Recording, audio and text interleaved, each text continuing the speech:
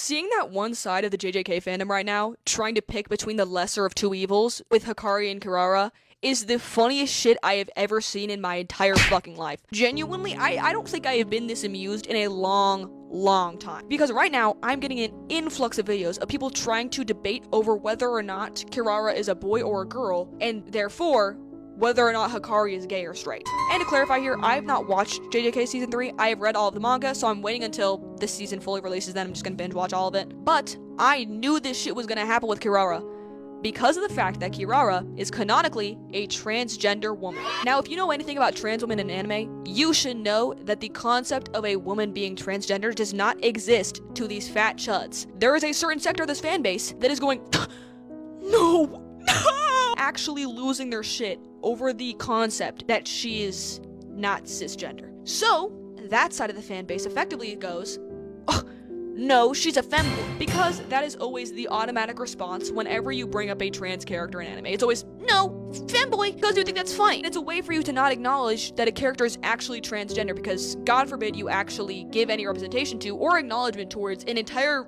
sector of real people that exist in the world. Instead of actually acknowledging her identity, you then try to make it into a joke because to you, that is easier than having to actually acknowledge something that you personally dislike or that you disagree with. Instead of trying to shift your moral belief system or understand this concept, you fall back onto something that you can go, that's funny, which in turn invalidates the character's identities and takes representation away from people who actually need it, who are still to this day being targeted by our government. Obviously, not as much as other groups of people, but it is still an ongoing problem that never disappeared. And instead of following the themes of these animes that you were watching and supporting, things about freedom, about being yourself, loving yourself, instead of actually following or respecting those themes, you pick and choose what falls under those guidelines. So yeah, you can do that, you can be free, you can do all these things, but queer people of color, no, they don't fall under that. Instead of actually acknowledging the implications of that, or about how you yourself are going against the very morals that you are now supporting in these pieces of media, you make it into a joke, because that's easier. But now,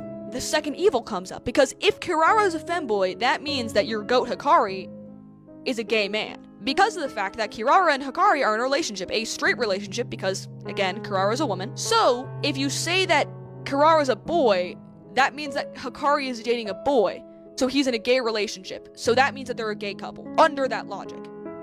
That brings in the second evil, because before, Kirara, you're just talking about Kirara, but then you bring up Hikari, and Hikari is just objectively the GOAT.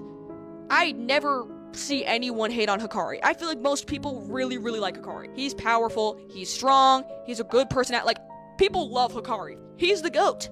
So, if you bring up this idea